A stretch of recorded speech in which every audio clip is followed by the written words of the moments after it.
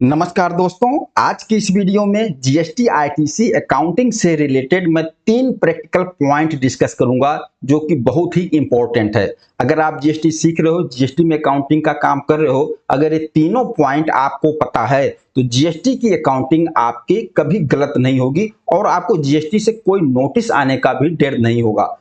ये तीनों पॉइंट क्या है? सबसे पहले मैं डिस्कस करूंगा कि जीएसटीआर 2A में आईटीसी है लेकिन आपके जीएसटीआर 2B में नहीं है, तो फिर किस तरीके से आप अपने बुक्स ऑफ अकाउंट में, अपने टैली में उसका ट्रीटमेंट करोगे, 3B में किस तरीके से ट्रीटमेंट करोगे।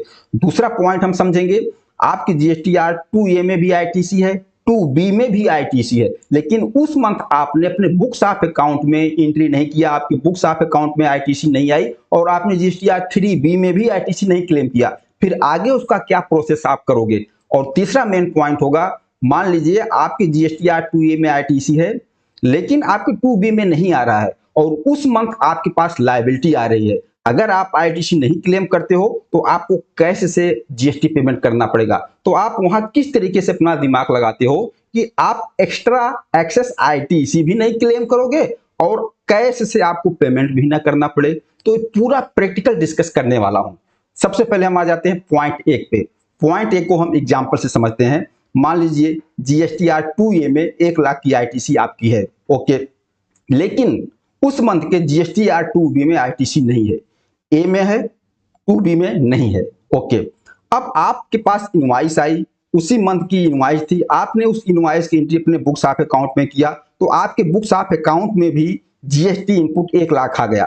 तो आपके बुक्स ऑफ अकाउंट में 1 लाख इनपुट है, 2A में 1 लाख इनपुट है लेकिन 2B में इनपुट नहीं है और आपको 3B में जो आईटीसी क्लेम करना है 1 लाख, कहां से क्लेम करना है? 2B के हिसाब से करना है। यहां 2B आपका 0 है, तो आपको क्या करना चाहिए? 1 लाख की आईटीसी आपको क्लेम नहीं करना है, भले ही 2A में है, 2B में नहीं आ रहा है इसलिए।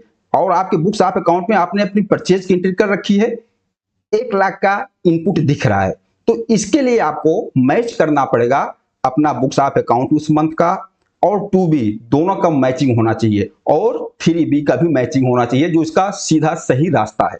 उसके लिए आपको जर्नल एंट्री पास करनी पड़ेगी। सबसे पहले हम देख लेते हैं कि जर्नल एंट्री जीएसटीआर 2B और जीएसटीआर 3B और बुक्स ऑफ अकाउंट को मैच करने के लिए आपको जर्नल एंट्री क्या करनी होगी। जनरल एंट्री आपको करनी होगी कि आपके बुक्स में इनपुट 1 लाख है, आपके 2B में नहीं है, तो पहली बात अपने बुक्स से भी 1 लाख इनपुट आप कम कीजिए उस मंथ के लिए और उसके लिए आपको करना है, एक लेजर बनाना है, आईटीसी रिसीवेबल। आप लिख दो ITC receivable not show in 2B। अब आईटीसी रिसीवेबल करके एक ही लेजर बना दो, या input I GST receivable, C GST receivable, S GST receivable, I GST receivable, अलग अलग लेजर बना दो जैसे भी आपको अच्छा लगे।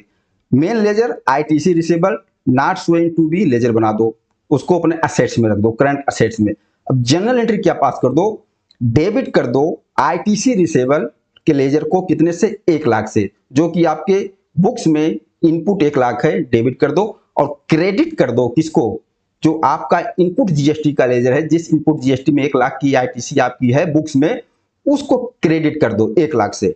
डेबिट कर दिया आईटीसी रिसीवेबल का लेजर 1 लाख से, क्रेडिट कर दिया इनपुट जीएसटी। फिर आपका क्या होगा? जो आपके बुक्स में इनपुट जीएसटी के लेजर में उस पार्टी का जो आपने परचेज डाला था 1 लाख की आईटीसी दिखा रहा है, वह कम हो जाएगा। फिर आपके बुक्स में भी 1 लाख की आईटीसी 0, आपकी 2B में भी 1 लाख की आईटीसी 0। फिर उस महीने आप उस आईटीसी को क्लेम नहीं कर सकते, लेकिन पार्टी का जो इनवॉइस है उसको आप चेंज नहीं करोगे। जिस डेट में आपने एंट्री किया है जिस मंथ में, वही डेट रहेगा, सिर्फ उसकी आईटीसी को आप नहीं क्लेम कर रहे हो, उसको रिसीवेबल में आपने ट्रांसफर कर दिया, ओके। ये ट्रांजैक्शन हो गई। अब नेक्स्ट मंथ में जब वह आईटीसी जीएसटीआर 2B में आ जाएगा, फिर आपको उसको क्लेम करना है। अब क्लेम करने के लिए आपको अपने बुक्स में एंट्री डालनी पड़ेगी और उसके लिए फिर एक जनरल एंट्री पास कर दो। क्या? डेबिट कर दो इनपुट जीएसटी। क्यों? अब आप इनपुट जीएसटी का जो मेन लेजर है उसमें क्लेम कर रहे हो, डेबिट इनपुट जीएसटी कितने से? 1 लाख का अमाउंट। और क्रेडिट किसको करोगे? क्रेडिट जो आपने पहले डेबिट कर रखा था आईटीसी रिवर्सल, जो आपने क्लेम नहीं किया था, आपके 2B में नहीं था, अब आप उसको क्लेम कर रहे हो, तो क्रेडिट कर दो आईटीसी रिसीवेबल 1 लाख से। अब यहां नरेशन में लिख दो कि आपने कौन सा आईटीसी क्लेम किया। पार्टी का इनवॉइस नहीं चेंज होगा, वो इनवॉइस की एंट्री जिस डेट में है वही होगी, सिर्फ आप आईटीसी का एडजस्टमेंट कर रहे हो। क्यों? क्योंकि आपके 2B में नहीं आया, इसलिए आपने क्लेम नहीं किया, उसका ट्रीटमेंट किताब में आपने इस तरीके से कर दिया। ओके दोस्तों, अगर आपके 2B में आईटीसी नहीं है तो आप इस तरीके से ट्रीटमेंट कीजिए, जिससे यह ना हो कि आपने एक्सेस आईटीसी क्लेम कर लिया। पहला पॉइंट वो है जो प्रैक्टिकल है, जो इसका सीधा रास्ता है। दूसरे पॉइंट पर आते हैं। दूसरा पॉइंट है, मान लीजिए जून मंथ का जीएसटीआर 2A में हमारे 1 लाख आईटीसी आई है, पार्टी ने अपना बिल चढ़ाया है, और जून मंथ के जीएसटीआर 2B में भी 1 लाख की आईटीसी आ गई है, लेकिन हमने जून मंथ के 3B में उस आईटीसी को क्लेम ही नहीं किया। कोई भी रीजन हो सकता है, हमने परचेज की एंट्री नहीं चढ़ाई या कुछ भी हो, हमें क्लेम कर लेना था जून मंथ में, लेकिन हमने क्लेम ही नहीं किया 3B में। ओके, लेकिन हम जुलाई मंथ में उस पार्टी की एंट्री कर लेते हैं अपने बुक्स ऑफ अकाउंट में, और जुलाई मंथ में हम उस आईटीसी को क्लेम कर लेते हैं। जुलाई मंथ में मैं क्लेम कर रहा हूं, लेकिन वो आईटीसी किस मंथ की है? वो आईटीसी जून मंथ की है, क्योंकि जून मंथ वाले में हमें क्लेम करना था, हमने जून मंथ में क्लेम नहीं किया, फिर मैं जुलाई में क्लेम कर रहा हूं। जब जुलाई में आप क्लेम करोगे तो फिर क्या होगा? जो जुलाई मंथ का जीएसटीआर 2B जनरेट होगा, उसमें यह आईटीसी, यह इनवॉइस तो आएगी नहीं, क्योंकि ये इनवॉइस पहले ही जून मंथ की थी और जून मंथ के ही जीएसटीआर 2A जीएसटीआर 2B में आ गई है। जुलाई के 2B में तो आएगा नहीं, लेकिन आप जुलाई मंथ के 3B में उसको क्लेम कर रहे हो, अपने बुक्स में एंट्री डाल रहे हो। यहाँ पर क्या हो रहा है? यहाँ पर आपका 2B, 3B और बुक्स मिसमैच हो रहा है। बुक्स में आप क्लेम कर रहे हो, 3B में क्लेम कर रहे हो, लेकिन 2B में नहीं है। ओके, अब यहाँ पर क्या होगा? यहाँ पर डिपार्टमेंट को लगेगा कि आपने जुलाई में एक्सेस आईटीसी क्लेम कर लिया है, क्योंकि आपके 2B में दिख नहीं रहा है, लेकिन आपने क्लेम किया है। फिर इसको भी लेकर आपको नोटिस भेज सकता है कि आपने जुलाई में एक्सेस क्लेम कर लिया है, लेकिन एक्चुअल में आपने एक्सेस क्लेम नहीं किया है। जून मंथ में 2B में था वो, आपने जून मंथ में नहीं क्लेम किया, वही आईटीसी आप जुलाई में क्लेम कर रहे हो। तो यहाँ पर अगर इस तरीके से नोटिस आता है तो इसमें कोई दिक्कत नहीं है, इसमें आपने कोई गलत नहीं किया है। आपको रिप्लाई देना पड़ेगा, अपने जून मंथ का जीएसटीआर 2B की स्क्रीनशॉट ले लो, हाईलाइट कर लो जो इनवॉइस नंबर है, आप ये भी दिखा दो जून मंथ के हमारे बुक्स चेक कर लीजिए, इसमें हमने आईटीसी नहीं क्लेम किया है, ये आईटीसी हमने जुलाई में क्लेम किया है, जो कि ऑलरेडी पहले 2B में आया हुआ था। यहाँ पर आपने कोई एक्सेस आईटीसी नहीं क्लेम किया, मिसमैच आया 3B में 2B में, आपने उसका रिप्लाई दे दिया, जो कि जेन्युइन है, कोई गलत नहीं है। ऐसा भी हो सकता है, ऐसा जरूरी नहीं है कि आप पिछले मंथ की आईटीसी आपसे क्लेम करना रह गई जो कि 2B में थी, अब अगले मंथ जब आप 3B फाइल कर रहे हो तो आप नहीं क्लेम करोगे। क्यों? क्योंकि आपको डर लगेगा कि 2B में आएगा नहीं, मिसमैच आएगा। इस तरीके का अगर रीजन है तो आप बिल्कुल क्लेम कीजिए, और प्रॉपर आप इसका जवाब भी दे सकते हो, इसमें कोई दिक्कत नहीं है, और यह कोई गलत भी नहीं है, कोई गलत आपने किया। ठीक है, आपने एक्सेस कोई आईटीसी नहीं क्लेम किया। 2 पॉइंट ये हो गया।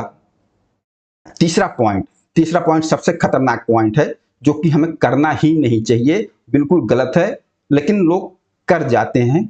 क्या चीज है? मान लीजिए जून मंथ में जीएसटीआर 2A में हमारे पास 1 लाख की आईटीसी थी, ठीक है। अब लेकिन उस मंथ के जीएसटीआर 2B में आईटीसी नहीं आई।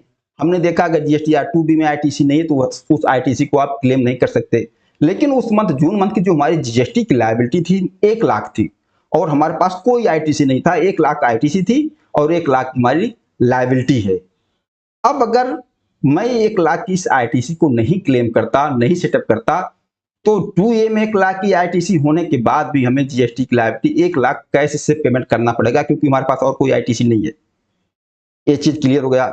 या तो फिर 2B में भले नहीं है, आप इसको क्लेम कर लो, फिर ये पता चलेगा कि आपने एक्सेस आईटीसी क्लेम कर लिया। मैटर यहाँ क्लियर हुआ। तो क्या किया हमने? अब जून मंथ का जो हमें 1 लाख की लायबिलिटी है, ड्यू डेट कब है इसका पेमेंट करने का? नेक्स्ट मंथ की 20 जुलाई। हमने जून मंथ का जीएसटीआर 3B नहीं फाइल किया। क्यों नहीं फाइल किया? हम कहते जुलाई की 2B में आईटीसी दिखेगा, फिर हम अपना जीएसटीआर 3B फाइल करेंगे, और फिर हमारा वहां मिसमैच नहीं बताएगा, एक्सेस आईटीसी नहीं बताएगा, क्योंकि जुलाई मंथ के 2B में तो दिखेगा। हमने पेमेंट नहीं किया, जीएसटीआर 3B नहीं फाइल किया। क्या किया हमने? 20 जुलाई का जो हमें पेमेंट करना था, हमने क्या किया? 17 अगस्त 2024 को पेमेंट किया और 3B फाइल किया, और जो हमारी 1 लाख की आईटीसी 2B में आ गई, और जो हमारी लायबिलिटी है मैंने सेटअप कर लिया। ठीक है, इस तरीके से दिमाग लगा दिया। लेकिन क्या हो रहा है यहाँ, आप ध्यान दीजिए, जो आपको पेमेंट कर देनी थी 20 जुलाई 2024 को, जो ड्यू डेट थी, आपने नहीं किया। आपने पेमेंट कर दिया 17 अगस्त को। सबसे पहले आपने लेट पेमेंट किया, आपने टाइमली पेमेंट तो किया नहीं। कितना लेट किया? 20 जुलाई से लेकर 17 अगस्त तक आपने लेट पेमेंट किया। सबसे पहले तो जो आपने टैक्स तो आपको देना ही है, आपने टैक्स आउटपुट के साथ एडजस्ट किया, कैश के साथ एडजस्ट किया, वो टैक्स तो आपको देना ही देना। 1 लाख आपने दिया, मान लो अपनी आईटीसी को ही सेटअप कर लिया, टैक्स तो आपने दिया। लेकिन जो आपने लेट पेमेंट किया वो तो आपको देना पड़ेगा। कहां से?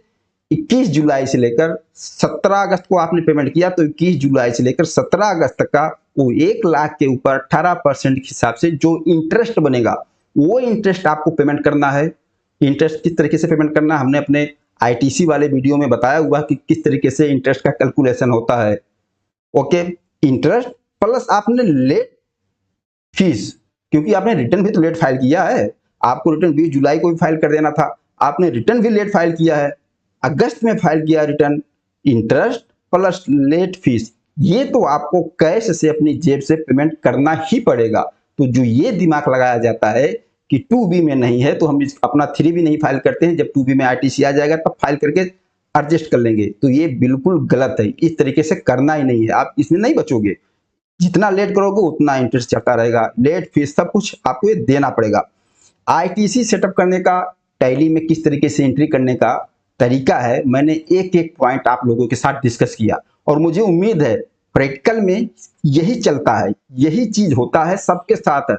पर मंथ यही सेटिंग चलती है, 2B में आया नहीं आया, लेना है नहीं लेना, कैसे लेना है, यही चलता रहता है। और इन तीनों पॉइंट को समझने के बाद मुझे उम्मीद है बिल्कुल सभी डाउट क्लियर हो गए होंगे। अगर फिर भी आपके दिमाग में कोई सवाल है, कुछ डाउट है, तो आप कमेंट करके पूछिए, मैं उसका रिप्लाई आपको जरूर दूंगा। बाकी आप लोग बताना यह वीडियो आप लोगों को कैसा लगा। नमस्कार, धन्यवाद।